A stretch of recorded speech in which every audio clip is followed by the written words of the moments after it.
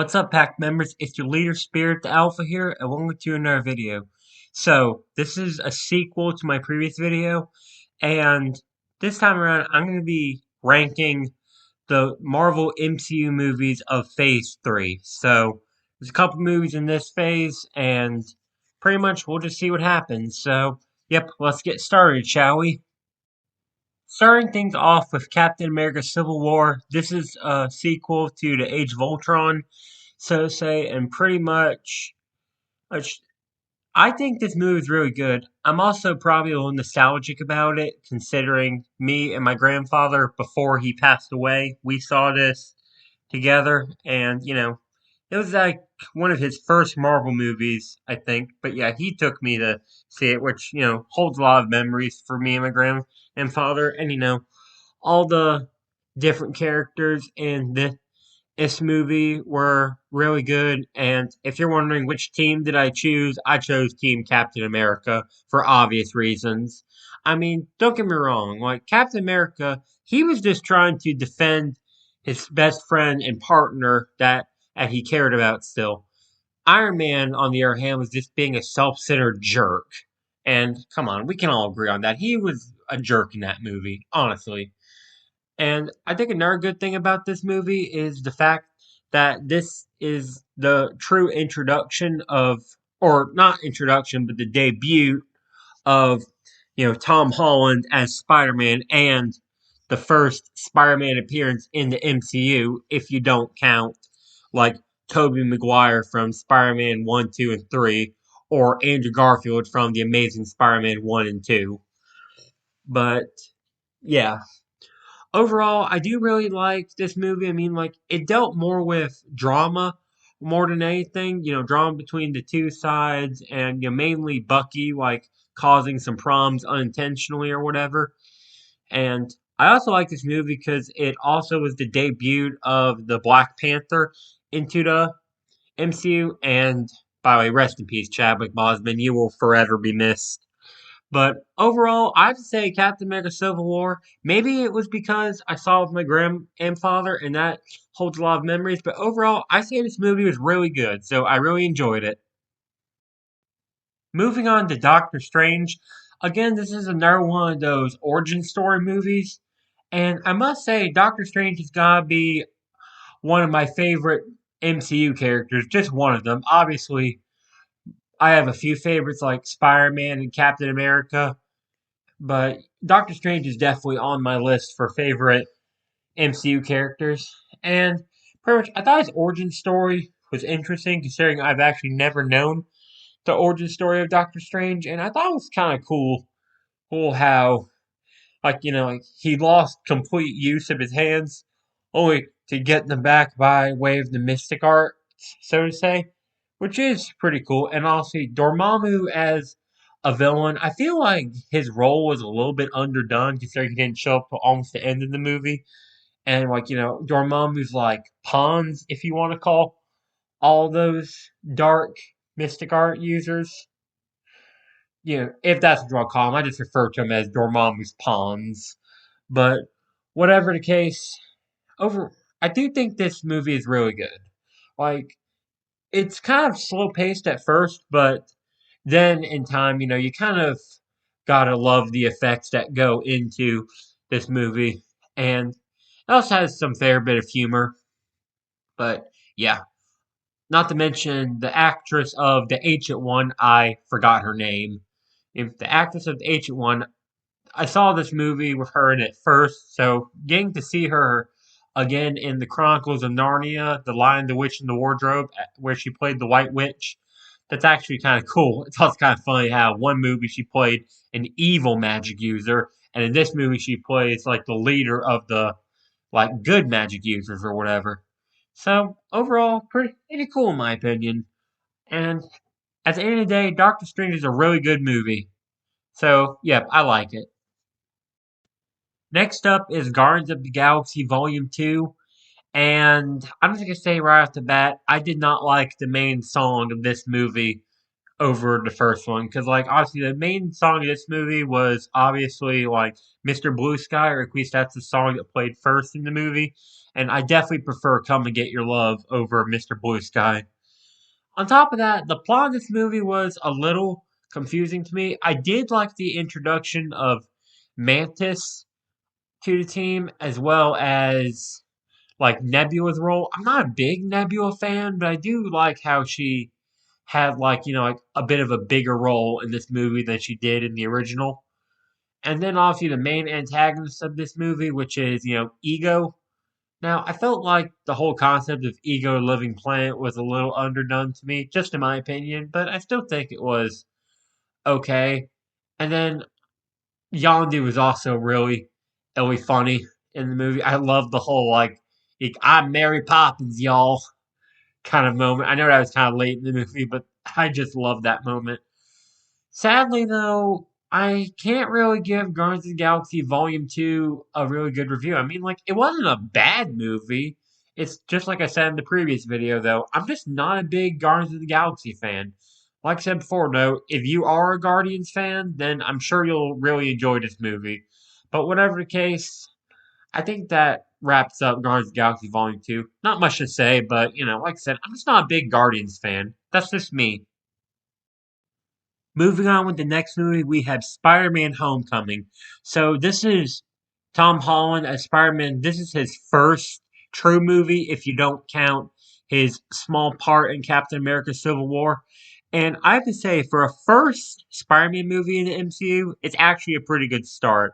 I did like how they chose the Vulture as the main enemy because I just like how each and every Spider-Man movie that we've gotten had a different villain of Spider-Man. Where obviously, first Spider-Man movie, you had Green Goblin. Spider-Man 2, you had Doctor Octopus. Spider-Man 3, sure, you had like Venom temporarily, but at the same time, Sandman was still the main antagonist in that movie. And then for the Amazing Spider-Man movies, for the first one, you had the Lizard, and for the second one, you had Electro. So I like how this movie continued that like new villain each movie thing and added the Vulture in as the main antagonist. So while the Vulture isn't my favorite Spider-Man villain, I do think his role in this movie was really good, and just the actor of him gave off a menacing presence on his own. So that was also really good. The only thing that I was not a fan of was Iron Man in this movie because he was still such a jerk, especially to Peter Parker. Like, Peter is really just trying to be a friendly neighborhood Spider-Man and save everyone, but instead of congratulating a kid and saying that he's doing a good job, he just takes it upon himself to fly and go out of his way to just chew him out about it. Like, come on, come on. He's doing a good job. But I also really like the part in which he like, oh, like pulls through in his homemade suit and although he feels helpless, he soon pulls through and defeats the Vulture. And as much as I did not like Iron Man in this movie, I do admit if he did not tell Peter Parker that if he was nothing without the suit, that he shouldn't have it, I don't think he would have had the power to like get out of that situation. Whatever case though, Spider-Man Homecoming, I say it's a really good movie, so thumbs up to that. Moving on to the next movie, we have Thor Ragnarok. And I'm just gonna say this right off the bat, this is the best Thor movie we have gotten yet, or so far. I know a lot of you might disagree with me, or I don't know if you guys will disagree with me or not, but in my opinion, this is the best Thor movie out of the four Thor movies we have currently gotten. Because, not only does, it introduce a brand new villain, Hela was a pretty cool villain, and also kind of cool that the actress of Hela was the same one who played, I forgot her name, but the Nazi lady from Indiana Jones for the King of the Crystal Skull. I thought it was kind of cool to see her play another villain in MCU. Mind that it was cool seeing her in the MCU. And yeah, again, Thor Ragnarok, awesome movie. The plot was really good. Obviously we got Hulk back, and a lot of cool things. But my absolute favorite part about this movie was definitely the introduction of Fenrir, or Fenris Wolf, if you want to call him by how he was called in the movie. But I know what you're thinking. Like Fenrir was kind of a minor part in the movie, but he's like one of my favorite characters, and I'm another one of those people that feel like Fenrir is not truly a villain. It's not his fault his owner was a goddess of death. And anybody who knows Fenrir's origin from like Norse mythology will know that the gods of Asgard mistreated him because of their beliefs or whatever. I don't know. I probably shouldn't even be talking about that, but it's fine. At the end of the day, though, Thor Ragnarok again is the best Thor movie in my opinion because like I said, you get a good villain. You got the Fenris Wolf or Fenrir or whatever. You have Hulk back, and it also introduces two more really cool characters like Korg and what's he? Valkyrie. There we go. Those two are really awesome characters too. Korg is so funny. But overall, I'm definitely giving Thor Ragnarok a 10 out of 10. Awesome movie. Just awesome. Moving on to the Black Panther. This is another origin story movie because obviously we saw Black Panther in Captain America Civil War, but we never truly got like an origin story for him. But obviously this follows, the events of Captain America Civil War, and we got, again, Chadwick Boseman, rest in peace. I'm going to say that a lot because I just respect the guy. He was one of Marvel's best actors, in my opinion, and I hate that he died of cancer. That's personal to me. But more to the point, Black Panther, I do feel like the movie was a little bit slow paced, just in my opinion. But like overall, I don't think it's necessarily a bad movie. I mean, the new vibranium suit that Black Panther got was really cool. Man, by the way, Shuri's awesome. I do like Shuri. And then the main villain of the movie, Killmonger, I do think it was interesting how he got his own like Black Panther suit, but I just don't think Killmonger is really that good of a villain. I don't know, it's just me. Overall, though, I do like the Black Panther movie, but I felt like there were times in it that it was a little slow paced. That's just me, though. So, yeah, overall, Black Panther, it's a decent movie, just a little slow, in my opinion. Moving on to Infinity War, this is definitely one of the better Marvel movies out there because this has obviously brought in every hero that we've met up to this point. Well, I guess excluding Ant Man, but more about that later. Because this obviously brought in the Avengers, the Guardians of the Galaxy, Spider Man, and more to take on the main antagonist of this movie, which is obviously Thanos. And Thanos is still to this day the best MCU antagonist we have gotten yet. And I think this is really cool old movie. And obviously, mainly the part of it, or the main gist of it, is Thanos is trying to collect all six Infinity Stones, so he can like wipe out half of the population due to something about balance. I don't know. It's a little confusing, but yeah. I'm trying to think what else was interesting about this movie. All right. Here's something. And now, this is just kind of a personal thing to me. This isn't really that big of a deal, but I felt a little weird that for Black Widow, that Scarlett Johansson had blonde hair in this movie. I don't know. I mean, I know it was a part of her actress, not necessarily the character itself, but I don't know. It just felt a little strange to me. And same thing goes for Captain America having facial hair. Again, and that's just me. And I don't really like Captain America's like mechanical shields that he has. I mean, I know that makes sense considering, Tony Stark made him give up his shield back in Civil War because he claimed that he didn't deserve it or something, which is stupid in my opinion. But at the end of the day, it's still okay to me, and I also think it's kind of funny how we don't really ever see Hulk in the movie except for the very beginning, and I think it's kind of funny that Hulk does not want to come back out because he got beaten by Thanos. But still, Thanos is nobody to be messed with. He's definitely a dangerous villain. And while I did really enjoy this movie and it had really good like fight scenes, the ending of it like shocked me. Like obviously after everyone like faded into ash or whatever, and it kind of showed Thanos just looking at the sun unset, and then at that point the credits started playing, and I just thought, what? How can you end it like that? So overall, Infinity War it's a great movie, but had a terrible ending. Like I think we can all agree that the ending of this movie was just terrible. But overall, it was a great movie. So yeah, thumbs up to Infinity War. Moving on to Ant-Man and the Wasp. This is obviously Ant-Man's second movie, and also explained where he was during the events of Infinity War or something like that.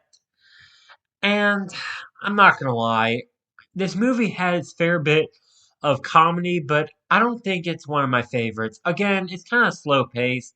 I did like the introduction of Hope Van Dyne, becoming the Wasp, because obviously she was in the first Ant Man movie, but just as kind of like a trainer, not really as much of a like true hero up until she became the Wasp. And the main point of this movie is to try to get like Janet Van Dyne, aka the original Wasp, back, considering she went subatomic in the first movie, or it was explained of what happened. And for the main antagonist of this movie, which is just Ghost, yeah, I just don't think that she was that interesting of a character. I mean, I don't know. I mean, I understand she had some like specialties about her, but at the same time, I just felt like she it wasn't really that big of a deal. Honestly, she didn't really seem that cool. I mean, her outfit was cool, but everything else about her just seemed off to me. Other than that, though, Ant-Man and the Wasp, like I said, it had its humor parts. It had a lot of comedy in it, but I just don't think it was the greatest movie that Marvel's made. So yeah, that's all I have to say. So Ant-Man and the Wasp, I'll give it kind of a middle rating. I just don't think it's my favorite. Moving on to Captain Marvel. Now, this is a movie that I kind of have mixed feelings for, and I don't know what it is about it. So, pretty much, Captain Marvel, I don't think it was my favorite movie that I've seen. I mean, like, I love Captain Marvel as a character. Don't get me wrong, she's awesome. But I feel like this movie was just not the greatest. I mean, it was interesting since it kind of introduced the scrolls and also introduced like what was it? Like explained how Nick Fury, got his eye patch or his eye injury or whatever. No, not gonna spoil all that, but I'm sure you all know for all of you who've seen the movie.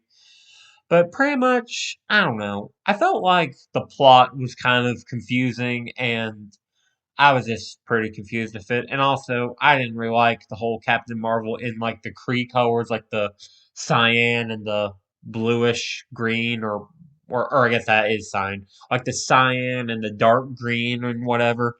I don't know. I just wasn't really a fan of the at color outfit. I definitely prefer the red and blue outfit that Captain Marvel is known for. And like I said before, I do really like Captain Marvel as a character, but I feel like this movie was just not the greatest. And it was either like the fact that the plot was confusing, or it was also due to the fact that I got like the absolute worst seat in the movie theater when I saw it. I sat like on the front row unintentionally, and I don't know, I felt like my eyes were sore or whatever because it was so bright. But, it's one of those two things. But overall, Captain Marvel is an okay movie. I just don't think it's the greatest movie Marvel has come up with. But Captain Marvel herself as a character is awesome. So don't get me wrong with that.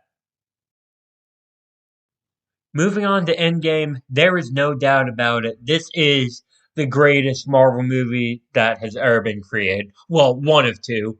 Well, we'll get to that in a different video. But Avengers Endgame, in my opinion, it may be a 3 hour movie, but I think it's totally worth it.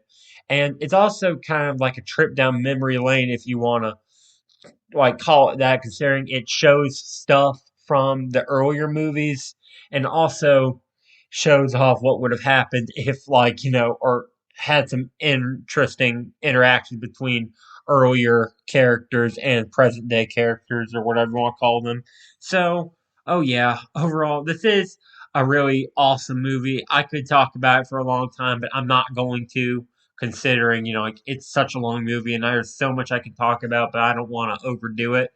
So again, I think the first part of the movie, like explain, what's been going on with the characters and also introduces like Smart Hulk or Doctor Hulk, if you want to call him that, as a character, and which I do admit is a little weird, but at the same time, I do find it really cool or really interesting.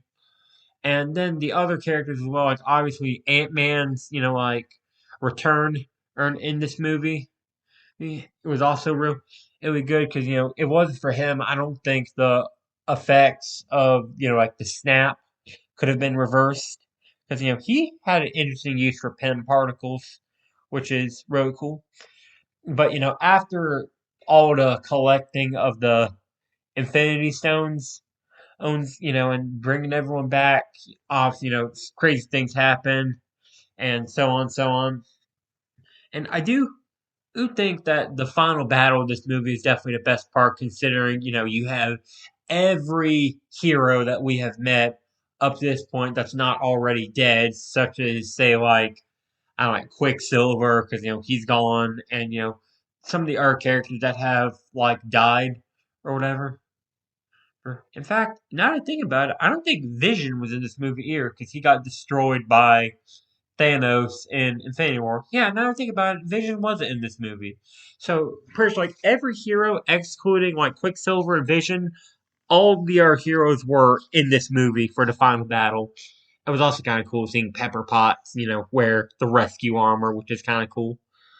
But overall, Endgame is one of the best Marvel movies of all time that we've gotten yet. Maybe there will be a better one in time, but for now, is just this just takes the cake. So, yep, that's all I'm going to say about Avengers Endgame. I could keep going, but like I said, I don't want to get too carried away. So, overall, Avengers Endgame is a total 10 out of 10. I'd give it more than a 10 if I could. So, yeah, awesome movie. And finally, we are wrapping up phase three of the MCU with Spider Man Far From Home. So, this is obviously Tom Holland's second movie as Spider Man, and this directly follows the events of Avengers Endgame. And, oh, I almost forgot to mention about Endgame, and that, Tony Stark slash Iron Man was his death. At least they sent it out with a bang. But more to the point, this obviously takes place after that movie, and Peter Parker is going on a school trip, and at the same time learning more about like what to do now that Iron Man is gone and all that jazz, and also meets up with Nick Fury and Quentin Beck, aka Mysterio. So yep, and overall, here's the thing. I had a feeling that like Mysterio would definitely go bad because no matter how innocent he looked, and no matter how you know like how much of a hero he acted like, I just had a feeling deep within that he was eventually going to be a villain because we all know Mysterio in the Spider-Man comics and cartoons, he's definitely a villain. And I thought it was kind of cool to see like whoever played Quentin Beck in the movie to see him play Mysterio. It was pretty cool. I thought he was a cool actor. I didn't know how I felt about like the blonde hair with like facial hair like Mysterio. I guess it was more golden than blonde, but you know what I mean. But still, I thought he was a cool character. Definitely a decent villain in the movie. And yeah, I feel like that this movie was good. Although I didn't think it was one of the best Spider-Man movies we've gotten. Looking back, I think this movie actually is really good. I liked how this Night Monkey costume, which you probably see on the screen right now, that one half, the Night Monkey as they called it very much reminded me of Spider-Man Noir. So that was an interesting way to get him in the MCU, if you want to count that. And I also like how they utilize other Spider-Man villains using the Mysterio like technology or illusions, such as like I don't know, like Molten Man and Hydro Man. I do think it was interesting of how they kind of cameoed in that movie, even if they were just like digital illusions caused by drones.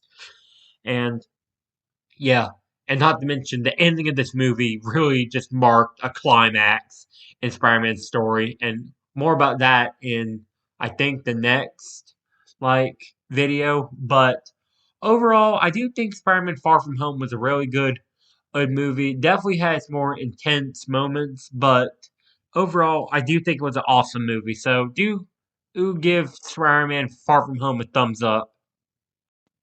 All right, pack members. So that wraps up my rankings on the Phase 3 of the Marvel MCU. So, oh yeah. Overall, I do think all the movies I mentioned, excluding like Captain Marvel and Ant-Man and the Wasp, I did enjoy all of them. Like, I had nothing against Ant-Man and the Wasp. It was just like not so serious and more silly than anything. And then Captain Marvel, like I said before, it was either with the confusing plot or the fact that I had like the worst movie seat in the or worst seat in the movie theater. But overall, I do really like Phase 3 of it. We got a lot of really awesome movies like Thor Ragnarok, Doctor Strange, Infinity War, Civil War, and of course Endgame. And not to mention the first two true Spider-Man movies. So, yep, overall, thumbs up. But anyway, I think that just wraps up this video. Again, this is not the end because I still have Phase 4 to talk about and then what we got of Phase 5 so far. But that's all the time I have for this video. So until next time, this is Spirit the Alpha signing out. I'll see you guys back in the pack.